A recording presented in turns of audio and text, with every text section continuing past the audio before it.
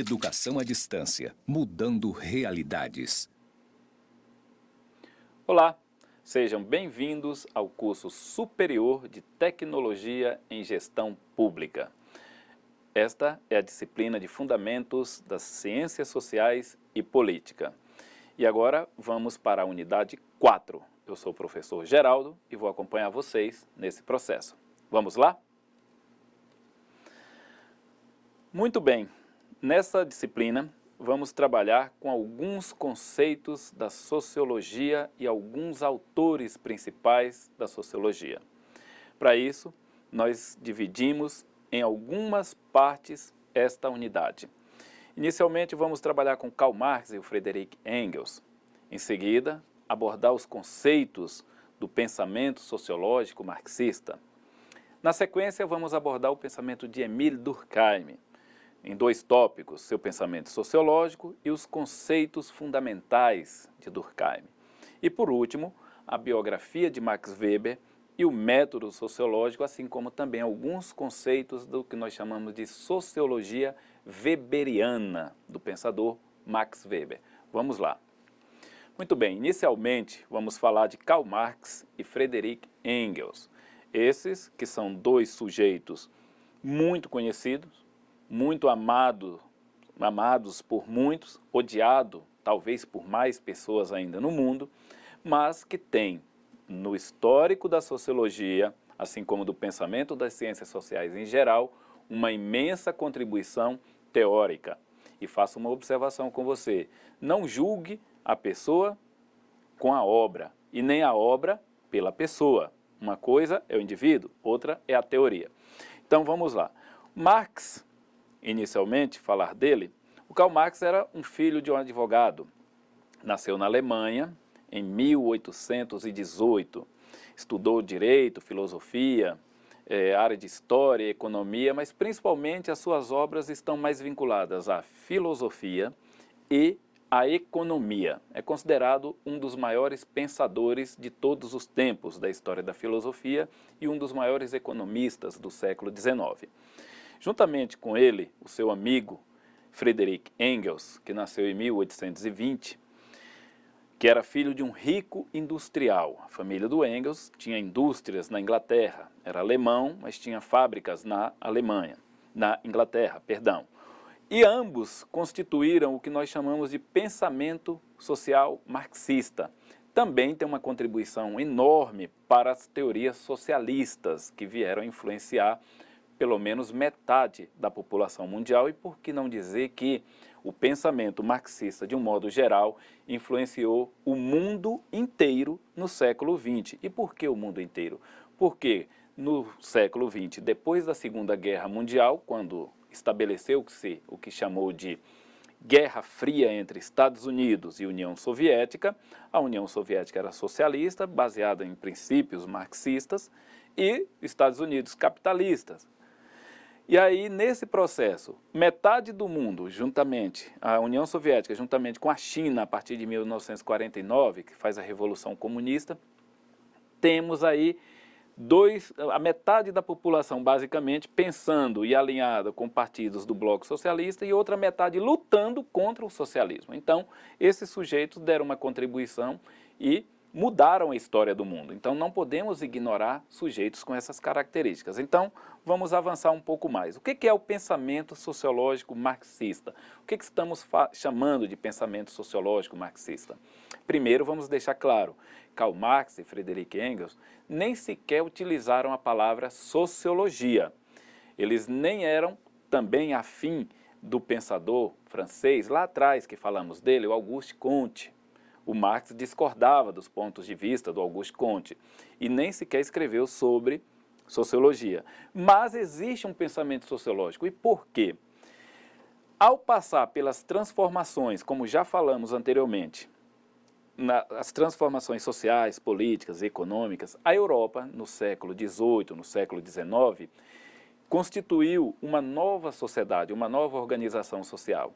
E como eu disse também noutra aula, muitas explicações começaram a surgir e demandaram outras explicações. E eu falei para vocês, a sociologia é filha das revoluções burguesas. E o Karl Marx e o Engels, apesar de não serem, de fato, sociólogos, eles fizeram leituras, fizeram interpretações e nos deixaram explicações e análises da sociedade do seu tempo, e não da nossa, veja bem. Análise da sociedade do século XIX, que são consideradas verdadeiras obras-primas do ponto de vista sociológico. Então, primeiro, o Marx interpreta a sociedade, né, a partir da luta de classes, que a sociedade se encontraria num processo de divisão social em classes sociais distintas, como tinha sido ao longo da história, mas na época da Revolução Industrial, das sociedades urbanas, nós vamos assistir o trabalhador assalariado de um lado e o industrial do outro.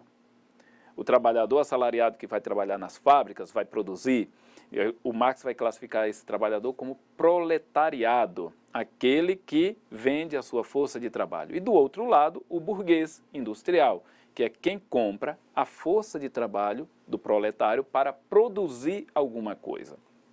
E o Marx vê o Estado como o comitê que administra os negócios da burguesia. E por que o comitê que administra os negócios da burguesia?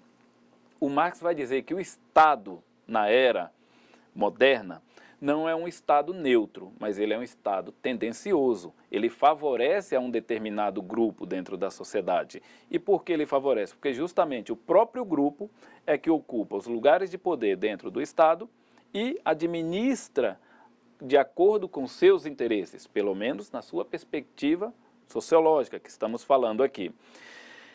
Esse processo de desenvolvimento da sociedade é baseado na história da humanidade, que eles vão dizer que a história humana é uma história baseada na luta de classes. Então, senhores versus servos, escravizadores versus escravos, e na era moderna o trabalhador assalariado versus o industrial, o empregador, de um modo geral. E um conceito-chave dentro da teoria marxista é a chamada mais-valia. O que é a mais-valia? É classificado como processo de exploração do trabalhador assalariado.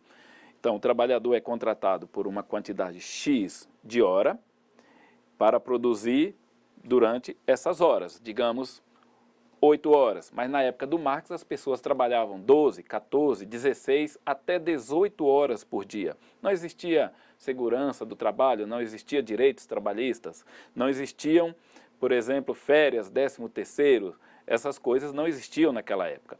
E o trabalhador passava uma parte do tempo produzindo que era suficiente para pagar o seu salário e gerar um determinado lucro para o empregador.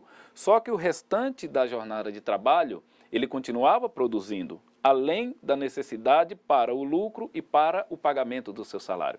E essa jornada de trabalho, que era incorporada na mercadoria e era vendida, o lucro não ia para o trabalhador, mas ia para o empregador. O Marx classifica isso de mais-valia. Mas é uma situação um pouco mais complexa. Se tiverem interesse, entrem na internet, vai ter um link também, baixem o livro O Capital e lá vai ter um capítulo que trata da mais-valia, a explicação técnica desse processo, como ocorre naquela época, não quer dizer que ocorra hoje da mesma forma. Outro conceito-chave que aparece para nós é o conceito de alienação. A alienação, em linhas gerais, é a perda da identidade, a perda da vinculação. O trabalhador, até então, tradicionalmente, ele conhecia os processos de produção de uma determinada coisa, de uma determinada mercadoria. Imagina uma pessoa, um sapateiro na Idade Média. O sapateiro sabia como abater o animal, como tirar o couro, como curtir o couro, cortar, costurar, desenhar o sapato e fabricar e entregar o produto final.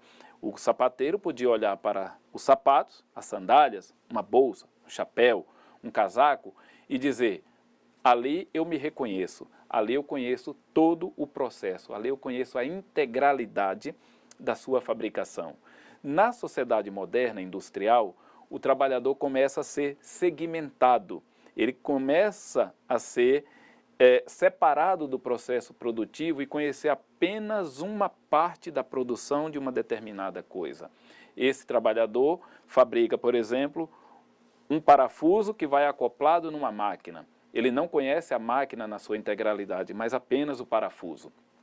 E isso vai ser segmentado e dividido cada vez mais no processo de desenvolvimento da sociedade industrial. A ideologia, por outro lado, como conceito-chave também do pensamento marxista, pode ser aplicada até os nossos dias. Mas a ideologia, por exemplo, é definida como o falseamento da realidade. E o que isso quer dizer? Uma coisa que é dita que é de tal maneira dentro da sociedade, que se apresenta como tal para a sociedade, ela não é de fato aquilo que é na sua essência. Então, o falseamento da ideologia, da realidade pela ideologia, o Marx vai classificar algumas instituições que têm a tarefa de moldar a maneira como os indivíduos pensam. E ele vai classificar como, por exemplo, as escolas, a religião, a família, que no conjunto, na totalidade, na formação do processo individual, vai moldando a consciência dos indivíduos a pensarem, a verem o mundo de acordo com os valores do grupo ao qual pertence, ou dos valores que lhes são entregues ou que lhes são apresentados. Então, essa não é a realidade em si, mas aquilo que dizem que a realidade é. Vamos avançar aqui agora para outro autor que também é da época mais ou menos próxima do Marx e do Engels. O Marx vai morrer na década de 1880, o Engels vai morrer na década de 1890, e o Durkheim, que é esse pensador, vai nascer em 1858, nasceu, né, lá no passado, e vai morrer em 1917, no último ano da Primeira Guerra Mundial. Então o Durkheim assistiu os processos de transformação. Se o Marx e o Engels estavam vivendo lá ainda os acontecimentos da primeira Revolução Industrial, o Durkheim viveu na pele a chamada Segunda Revolução Industrial, as transformações que estavam ocorrendo. Por exemplo, imagina que um dos primeiros países a institucionalizar a lei, uma lei que dava direito ao divórcio é a França, na década de 1880. E o Durkheim estava lá vivo e como sociólogo assistindo essas transformações dos valores, dos costumes, das tradições do povo. Então, uma transformação social. E o que o sociólogo faz? Ele analisa, ele estuda. Bom, o Durkheim, então, era um filósofo de formação. Basicamente, ele dedicou mais da metade da sua vida com a sociologia, mais voltada para uma filosofia da educação. Ele é muito conhecido no campo da educação, que ele teorizou bastante sobre a educação. E o Durkheim estabeleceu o método, a teoria e a análise, assim como os conceitos sociológicos. Basicamente, nós podemos dizer que, sem ofender o Durkheim, colocando aspas, que ele foi um sujeito arrogante para o seu tempo.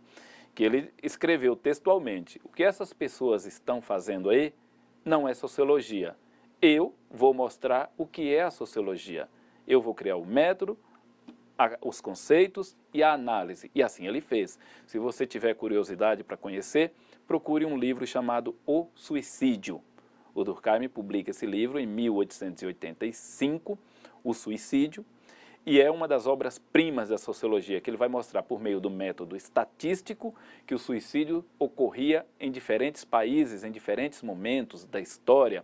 E aí ele vai classificando quem suicida, qual a faixa etária, qual o sexo, se é casado, se é solteiro, se tem filho, se não tem filho, se estava empregado, se estava desempregado. E ele vai segmentando para mostrar com um método, um objeto de análise que é o suicídio, como é que isso ocorre e qual o impacto que existe dentro da sociedade. Convido você a conhecer um pouco mais sobre esse pensamento desse autor.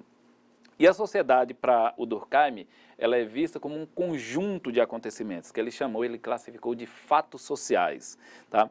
E os fatos sociais, eles têm um objetivo de integrar os indivíduos para gerar uma coesão social. Imagine que você possa pensar assim, uma sociedade.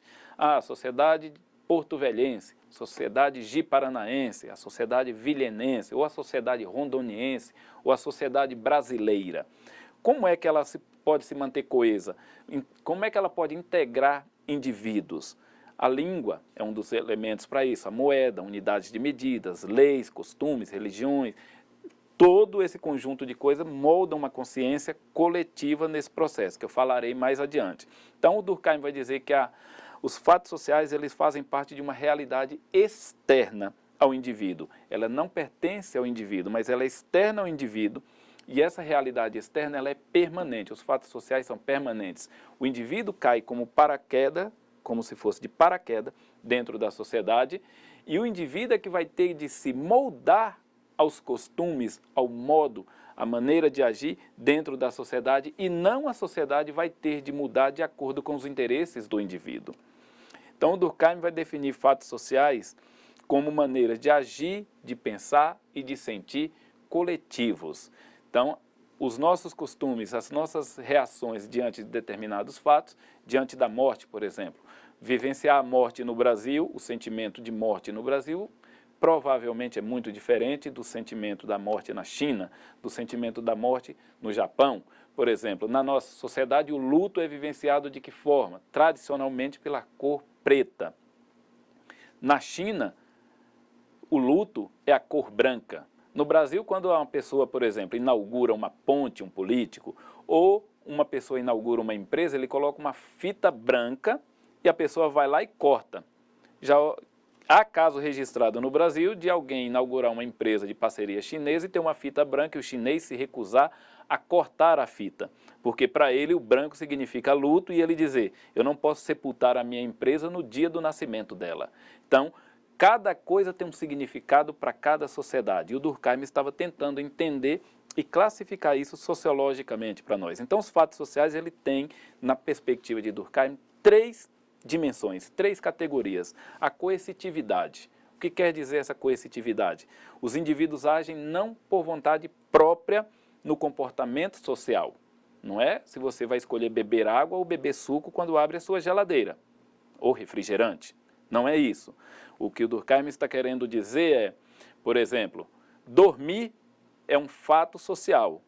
É uma necessidade biológica, mas você dorme. Agora, dormir numa rede, dormir numa esteira de palha de algum tipo de palmeira, ou dormir num colchão fino, ou dormir num travesseiro de penas de ganso e com algodão egípcio, vai depender de quem são os indivíduos que estão envolvidos no processo. E o costume de dormir. Comer carne de porco no Brasil faz parte do cotidiano das pessoas, mas um adventista não come carne de porco. Um judeu que segue o judaísmo não come carne de porco. E aí você precisa entender o que é que está por trás disso. Não é que a pessoa comer vai morrer, mas ela é coagida por um determinado fator externo a ele ou a ela a não fazer determinada coisa ou a fazer determinada coisa. As mulheres deixarem o cabelo crescer, os homens manterem cabelo curto, usar calça, usar vestido. Onde é que estão as leis escritas sobre isso? Não existem, a não ser dentro da nossa própria cabeça, dentro da nossa própria crença no sistema social que existe diante de nós. A generalidade afeta, o fato social afeta não a mim ou a você individualmente, mas afeta negros, brancos, gordos, magros, velhos, novos, homens, mulheres, héteros, homos, dentro da sociedade, independentemente de quem for. E eles são exteriores, não é o indivíduo em si que cria todos os fatos sociais, mas os fatos sociais estão aí, o indivíduo se adequa a ele. E esses fatos sociais, no seu conjunto, geram o que ele chamou de consciência coletiva, que é o conjunto, a média dos sentimentos comuns de uma determinada sociedade. Tudo isso que eu falei anteriormente. Vamos para um próximo autor e o último dessa trilogia. É o filósofo e sociólogo e economista e jurista Max Weber. Esse morreu mais recentemente, morreu em 1920, está mais próximo de nós, e o Weber era um sujeito que foi criado numa família protestante, um sujeito com uma formação extremamente rígida e fez parte de diferentes momentos da história alemã. Era um sujeito que participou, por exemplo, da comissão do governo para discutir a rendição da Alemanha na Primeira Guerra Mundial, escreveu sobre direito, economia, política, religião, analisou diferentes aspectos da sociedade. E o Weber buscou estabelecer uma metodologia de análise dentro da sociologia sobre a sociedade. Mas o Weber não vai fazer uma definição da sociedade. O Weber vai partir de uma outra perspectiva e vamos conhecer um pouquinho mais. Só para informação, a obra de Weber organizada como está, na nossa sociedade, que chegou para nós, foi obra da sua mulher, da sua esposa Mariane, que também era socióloga e feminista, que vai organizar depois da sua morte publicar. Muito bem, o Weber vai definir sociologia como a ciência cujo objetivo é compreender e interpretar a ação social. E o que é isso da ação social? Existe até programa de televisão, às vezes um político faz uma prefeitura, alguma coisa, faz uma ação social. Hoje temos uma ação social. Isso não tem nada a ver com a teoria do Max Weber. O conceito foi criado por ele, mas tinha outro significado. Primeiro, entender o que é ação. É qualquer ato de fazer ou de deixar de fazer alguma coisa. Isso é uma ação. Até o ato de pensar é uma ação do ponto de vista do Weber, seja internamente ou externamente, a ação ela se realiza. E a ação social, o que é isso? É aquela cujo sentido tem uma intencionalidade. Ele é intentado pelo agente ou os agentes envolvidos no processo e está sempre se referindo ao comportamento de outro indivíduo, de outros indivíduos no curso dos seus acontecimentos.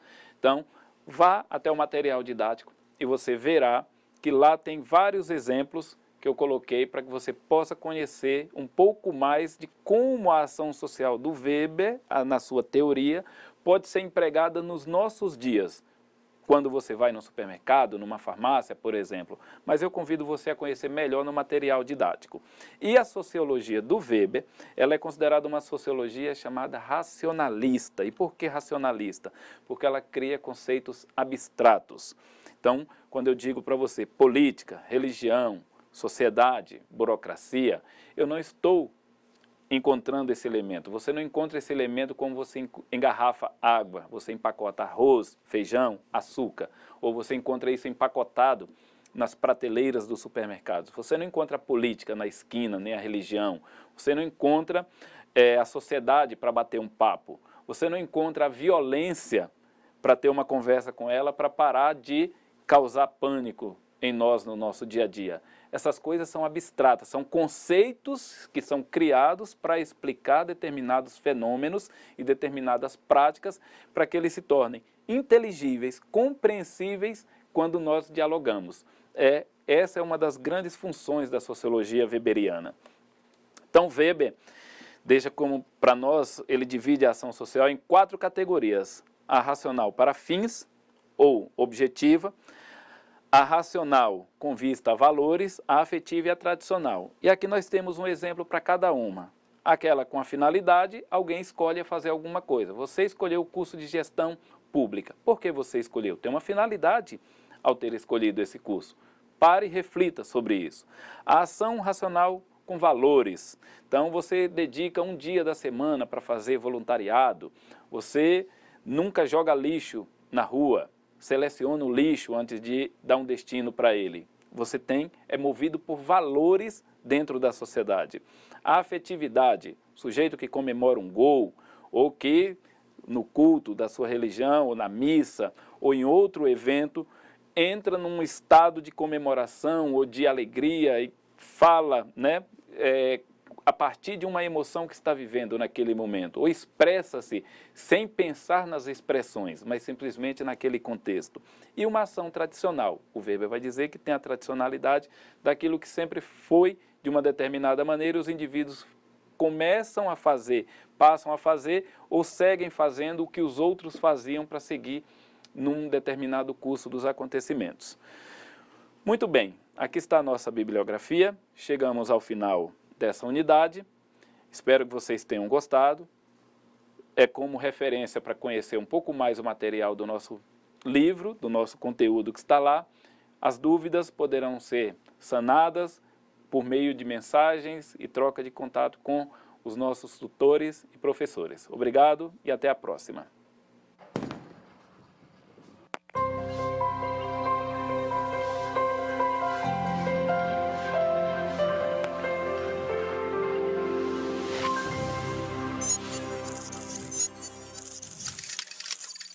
Educação à distância, mudando realidades.